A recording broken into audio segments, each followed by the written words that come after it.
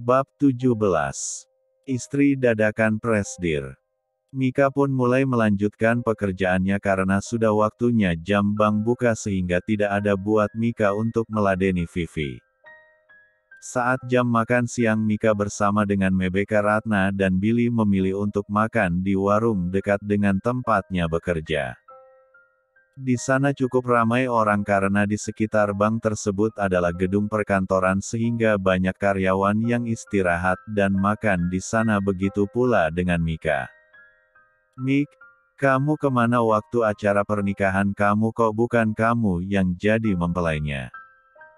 tanya Mbak Ratna yang dari tadi pagi sebenarnya sangat penasaran sekali dengan alasan Mika, namun ia tahan, begitu pula dengan Billy. Namun karena sudah sangat penasaran akhirnya Mebeka Ratna pun memutuskan untuk bertanya karena tidak ada salahnya bukan bertanya pertanyaan seperti itu. Sedangkan Mika pun akhirnya menceritakan kronologi kejadian kenapa dia memilih untuk tidak hadir dalam pernikahannya, padahal sebelum itu dia sangat excited sekali dengan pernikahannya sendiri. Sebenarnya, akhirnya Mika pun menceritakan hal paling membuatnya sakit hati dan akan selalu teringat di dalam dirinya padahal dia sangat ingin melupakannya. Apa? Gila emang tuh orang, bagaimana bisa berselingkuh saat dia akan menikah? Pekik Mbak Ratna yang sangat marah setelah semua yang diceritakan oleh Mika. "Mbak jangan kerang keras," sahut Mika karena Mbak Ratna teriak tadi saat mengumpat Lukas. "Astaga sorry Mik, Mbak tadi cuma kebawa suasana aja," tutur Mebeka Ratna sudah mulai tenang. "Elo bakalan diem aja Mik digituin?" tanya Billy yang juga kesal dengan Lukas. "Terus harus aku apaan juga? Udahlah hal itu udah masa lalu buat aku. Aku mau menatap masa depanku aja dan tidak terlalu fokus dengan kenangan buruk itu," tutur Mika sangat bijaksana. "Terus, papa kamu gak marah?" tanya Mbak Ratna yang tahu bagaimana sifat papa Mika. "Aku diusir," jawab Mika singkat membuat Mebeka Ratna dan Billy yang mendengar hal tersebut pun langsung terkejut. "Apa? Terus kamu tinggal di mana selama beberapa hari ini?"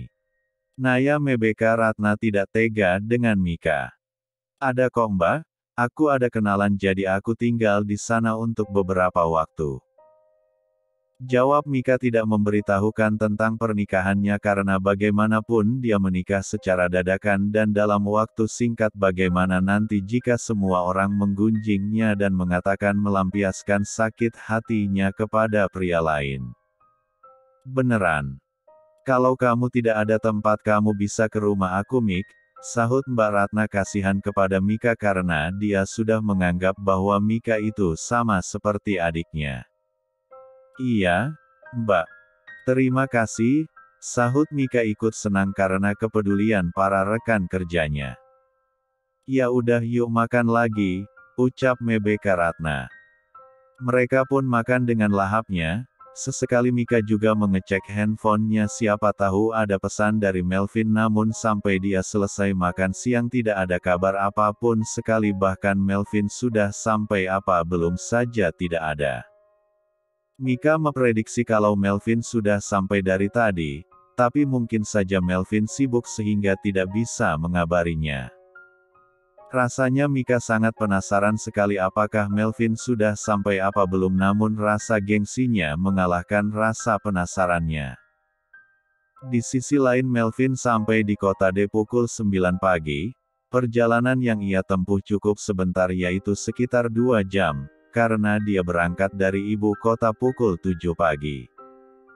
Dia awalnya ingin mengabari Mika bahwa dia sudah sampai tetapi dia urungkan karena ada pekerjaan yang mendesak dan harus segera ke sana sehingga tidak ada waktu hanya sekedar melihat HP-nya. "Tuan," ucap Angga. "Kita ke kantor polisi," perintahnya di kursi belakang. Angga langsung paham dan segera melajukan mobilnya ke kantor polisi setempat di mana ada pekerja yang ditahan di sana. Melvin memang ke kota D untuk menyelesaikan pembangunan vilanya yang sudah hampir rampung 954 dan aman segera diresmikan. Namun tak hanya itu, dia datang ke sana juga untuk menuntaskan masalah hukum yang melibatkan dirinya, yaitu ada pekerja yang mengambil uang pembangunan villa yang jumlahnya tak sedikit, sehingga pembangunan villa tersebut pernah mangkrak selama 2 tahun lamanya, membuat Melvin geram dan menyuruh untuk memburu tahan tersebut yang pernah kabur. Namun untungnya segera ditemukan. Sampai di kantor polisi, semua orang langsung memberi hormat kepada Melvin karena Melvin adalah orang terpandang, yang bisa saja langsung melaporkan polisi tersebut yang tidak becus bekerja kepada kepala satuan mereka karena beliau adalah paman dari Melvin, yaitu kakak dari sang ayah. "Pak," hormat salah satu polisi di sana. "Di mana dia?" tanya Melvin dengan tegas dan dinginnya. Dia akan bersikap dingin dan kejam terhadap orang yang sudah membuatnya marah dan mengacaukan semua rencananya, sehingga jangan coba-coba untuk melawan Melvin. "Mari ikut saya, Pak," ucap polisi tersebut membawa Melvin ke ruang interogasi di mana di sana sudah ada pelaku dan juga beberapa polisi yang mengawasi di ruang sebelah. Melvin masuk ditemani Angga, sedang polisi lainnya melihat di ruang sebelah. "Tuan, maafkan saya Tuan," pekik orang tersebut yang sudah macam-macam berhadapan dengan Melvin. "Hahaha, kau menghabiskan uangku untuk bar, judi." Titka berpikir panjang, tapi sekarang kau malah mengemis maafku.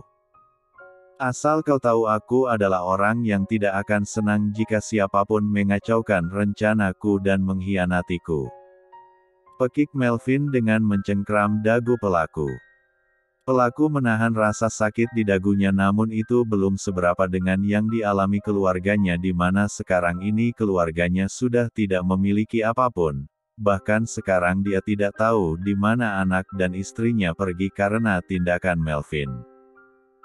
Melvin memang sengaja membuat anak dan istri dari pelaku tersebut pergi dan menghilang setelah dia membuat semua yang mereka miliki hilang dan lenyap, padahal pelaku dulu adalah orang yang kaya raya namun sekarang sudah bangkrut.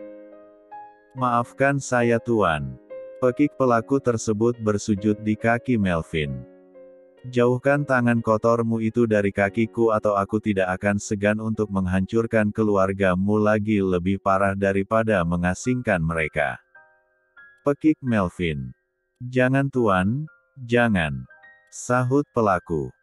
Setelah mengatakan ancaman itu, Melvin pun keluar diikuti oleh polisi juga di sana. Melvin sengaja membuatnya takut dan tersiksa karena itu adalah hukuman baginya. "Hukum dia seberat-beratnya tadi, jangan hukum mati karena aku ingin dia merasakan hukuman yang berkelanjutan," tegas Melvin dengan garangnya membuat siapapun langsung mematuhinya.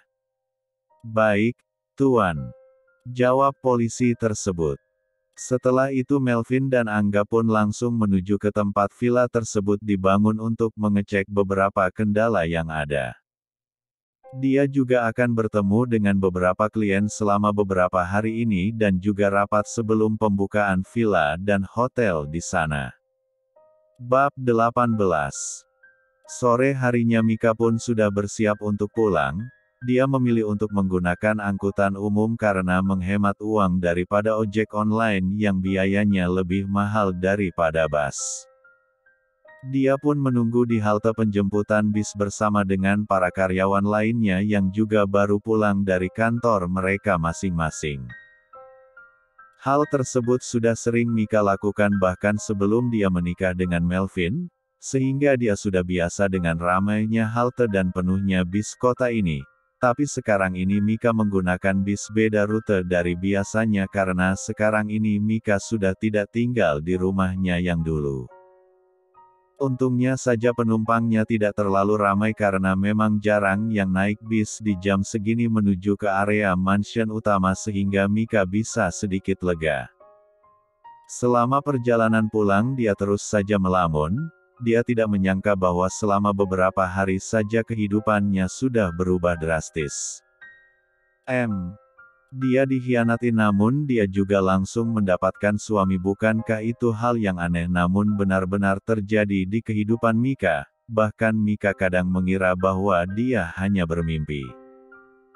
Bis terus saja berjalan saat melamunnya juga terus terjadi hingga dia tersadar saat sudah akan sampai di halte bis tepat di depan komplek perumahannya. Dia segera turun dan berjalan menuju ke kompleks perumahan tersebut, kompleks yang hanya beberapa orang yang bisa mendirikan rumah di sana karena harga tahan yang mahal dan juga keamanan yang sangat ketat sehingga banyak orang yang ingin tinggal di sana. Sampai di gerbang tinggi mansion utama, Mika pun memencet bel masuk karena dia tidak bisa masuk karena dikunci dari dalam. Pak Rizky pun membuka gerbang dan langsung melihat nyonyanya yang jalan kaki menuju ke sini. Astaga, Nyonya, ucapnya khawatir karena berkeringat dengan deru nafas yang berat. Pak, balas Mika kemudian masuk ke dalam. Selamat malam Nyonya, ucap Bi Endah yang melihat Mika baru saja masuk ke dalam mansion. Iya, Bi. Balas Mika sopan. Mau langsung makan atau mandi dulu Nyonya? Tanya Bi Endah. Saya mandi dulu saja Bi soalnya sudah gerah ini, ucap Mika kemudian naik ke atas. Setelah beberapa saat dia sudah turun dengan tubuh yang lebih segar dan juga menggunakan baju santainya. Karena hari ini Melvin tidak ada di mansion sehingga Mika sengaja mengajak semua orang di mansion untuk makan bersama di gazebo belakang, tapi tidak dengan Pak Irwan dan Pak Rizky karena mereka harus menjaga gerbang dan Pak Ilham juga sehingga Mika menyuruh Bi Endah untuk membungkuskan makanan untuk mereka bertiga. Gimana Pak? Tanya Mika di sela makan malamnya kepada Mang Marto dan Mang Asep. Enak kok Nyonya, jawab mereka bersamaan. Mika memang lebih suka jika makan rame-rame begini karena membuatnya memiliki banyak teman.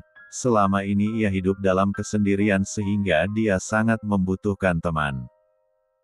Seperti sekarang ini, semenjak tinggal di sini Mika lebih banyak tersenyum karena ada para asisten rumah tangganya. Dia tidak pernah membeda-bedakan seseorang karena baginya semua orang itu sama. Tak lama setelah selesai makan dan masih berada di gazebo belakang sambil nyemil-nyemil makanan ringan, yang Bi Endah bawa dari kami namun tiba-tiba dering teleponnya berbunyi membuat Mika mengalihkan pandangannya ke sana. Dan saat dia melihat nama yang tersemat di sana ternyata itu adalah sang suami yang baru meneleponnya saat sudah malam begini membuat Mika memilih untuk tidak mengangkatnya dan membuatkan telepon tersebut berbunyi. Gak penting. Ucap Mika menaruh begitu saja telepon tersebut. Para asisten rumah tangga yang melihat itu pun ngeri-ngeri sedap karena nyonyanya ini tidak menjawab telepon dari tuan besarnya. Nyonya, tuan sedang menelpon. Ucap Bi Endah. Biarin, Bi. Jawab Mika singkat kemudian asik makan cemilan lagi. Suasana menjadi hening karena Mika tak mengangkat telepon dari Melvin yang hampir meneleponnya untuk yang kelima kali. Di sisi lain Melvin baru saja selesai meninjau pembangunan yang sudah hampir rampung dan juga sudah mulai pengecatan. Tadi dia juga ada rapat dengan manajer villa dan hotel tentang pembukaan villa dan hotel tersebut dan dia baru pulang saat jam makan malam. Dia bersih-bersih diri dan menyuruh Angga untuk memesankan makan malam untuknya karena Melvin malas untuk keluar dan lebih baik makan di dalam kamar hotel saja. Angga membawakan makan malam untuknya dia pun memilih makan sendirian. Melihat ke teleponnya tiba-tiba Melvin kepikiran bahwa dia belum mengabari Mika sama sekali sehingga dia pun langsung menekan tombol panggil. Beberapa kali Melvin mencoba namun tetap tidak diangkat membuatnya kesal. Apakah Mika marah kepadanya karena tak mengabarinya sama sekali? Hal itulah yang terlintas di pikiran Melvin. Melvin pun segera melihat iPad-nya di mana nanti langsung terhubung oleh CCTV yang memang sengaja dia pasang di mansion. Saat dia mencari keberadaan sang istri, ternyata dia sedang berada di gazebo belakang dengan para asisten. Apa? Jadi Mika mengabaikan teleponku dan malah berbincang-bincang dengan mereka. Pekiknya kesal. Melvin pun mengirim pesan kepada Bi Endah yang juga sedang berada di sana. Bi, suruh Mika untuk angkat telepon saya atau Mika saya kunci di kamar semalaman.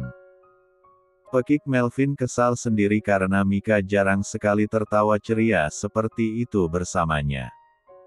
Baik, Tuan.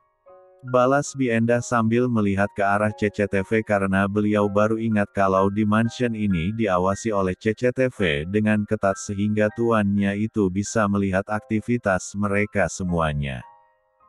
Tak lama Melvin menelepon lagi untuk yang kesekian kalinya dan Bi Endah pun langsung mengatakan apa yang disuruh oleh tuannya.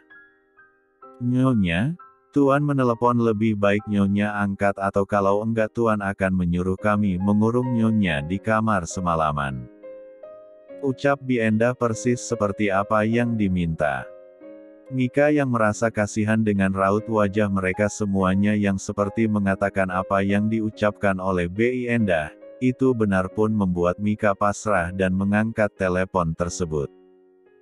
Dia pun menjauh dari sana untuk menjawab telepon karena rasanya Mika akan malu jika berada di sana. Halo, kenapa baru diangkat? Ya gak kenapa-kenapa, jawab Mika terus saja singkat. Maaf tadi tidak bisa langsung mengabari karena tadi setelah sampai langsung ada pekerjaan. Mika mau marah juga bingung karena memang Melvin adalah sosok yang sangat gila kerja bahkan di waktu dia sudah memiliki istri. Tanda pisah. Jangan marah ya, El, sahutnya kepada Mika. Mika sebenarnya tidak ada niatan untuk marah kepada Melvin tapi dia hanya khawatir saja. Tadi karena tidak ada kabar sehingga saat Melvin meneleponnya Mika sudah cukup senang berarti Melvin tidak apa-apa di sana. Dengan sekuat tenang Melvin membujuk sang istri agar tidak marah, akhirnya Mika pun mengiyakan, dan tidak bersikap jutek lagi kepada Melvin membuat Melvin sedikit lega karena bujukannya akhirnya berhasil.